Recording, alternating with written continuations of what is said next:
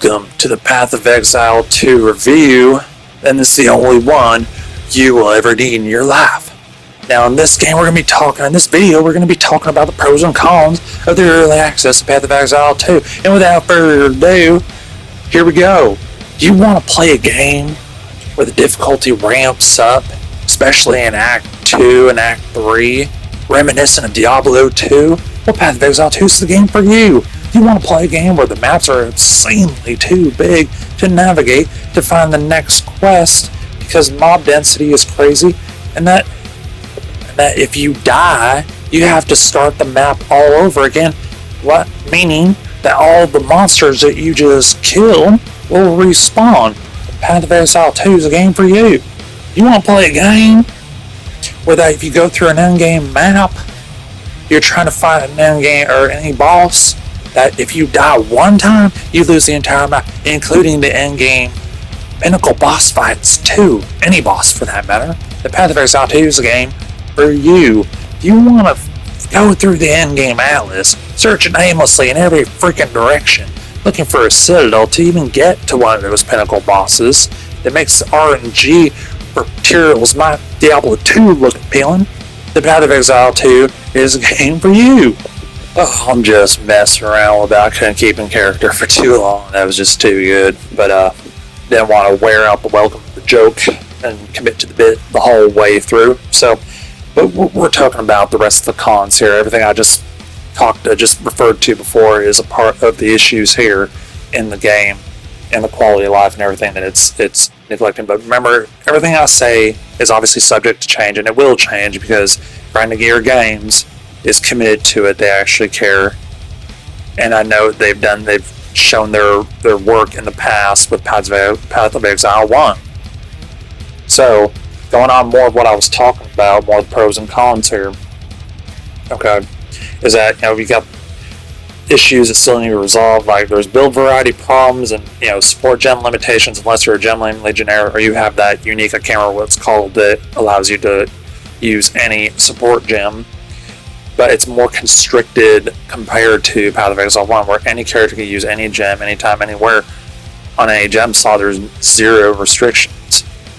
And the other problem is ascendancies feel objectively weak, some more than others, a la Blood Mage, unless you have a tuned build like Detonate Dead or something like that. I think is the best one I've seen so far that really favors it. But other than that, it's more of a debuff than a buff when you choose it. And going on more forward here, loot drops solo, unless you're in group play, when you're doing solo, loot drops are horrendously bad, unless you're of course stacking item rarity, and that's the other problem, is that item rarity is way too strong. There are people stacking hundreds of it. I got like 120 right now, which is nothing. There are people stacking like 450, probably more, or whatever the cap is right now. I don't even know, but either way, it is so good that you'd be a damn fool not to play without it. Or without it, yeah. If you're playing without it, you're making absolute just dog shit currency compared to the person that's stacking that rarity. And yes, it means you have to sacrifice probably some resistances and some damage, but it is objectively worth it in the long run. So by all means, it is an issue. Hopefully they tone it down in a good way without absolutely nerfing it into the ground, and we never use it again. So next problem is that crafting, aka gambling in the game, is another big problem because we're not crafting. We have no crafting bench. We have a salvage bench, but we have no crafting bench. This should have been in early access, honestly. I know they want to veer away from it, but it's turning every item you find and you slam it with an exalt or anything. It is gambling. You are hoping for the best, but if it doesn't, if it turns out dog shit, guess what? It's gone. Sell it, scrap it, move on. And you can't, we have no orbs of alteration, no orbs of regret like we had in PoE 1, so there's no honest crafting like there was in the first game. Big problem. Another thing, trials of ascendancy are a big problem, especially trials 3 and 4. If you're going solo, man, you're just going to get absolutely wrecked unless you have someone carry you or you're in a team that knows what they're doing. They're super strong. you're going to get your ass wiped. Especially Trials Sigma with the whole dog shit honor system is a huge problem. Now the other Ultimatum trial is, in my eyes, a little bit better because you just have to be good, be skillful and dodge and kill enemies before they kill you. Sigma, if you get hit once, you're getting so much honor drained from you without honor resistance. It is so bad. It feels so bad. It makes the trials in Path of Exile 1 look like an absolute godsend. And I feel bad for being harsh on it, like 100 other players feel the same way. We wish we had the old one back. I know I do. Moving on though. A lot of other things. I play on console, on PS5. We absolutely need a loot filter. Look at this gameplay right here. Without a loot filter, I'm getting all kinds of crap on the ground. Everything looks the same. I found a perfect jeweler's orb on the ground that I didn't even know was there. I would have ran right past it because it's highlighted in white text. It looks like any other white item on the ground, or currency for that matter. I'm sure glad I'm paying attention to every piece of loot that has the drops. Otherwise, I would have ran across it. During the campaign, I ran across a divine that I didn't know was there. It was highlighted in white. It looks like everything else on the ground. So thank God I was paying attention, otherwise there was money right out the window. So yeah, on console we absolutely need loot filters. It is such a problem. And but aside from all the cons, I probably missed some. I'm going to move on to some pros here. The game does feel incredibly great. It feels very smooth to play with the WASD twin stick fail, especially on controller.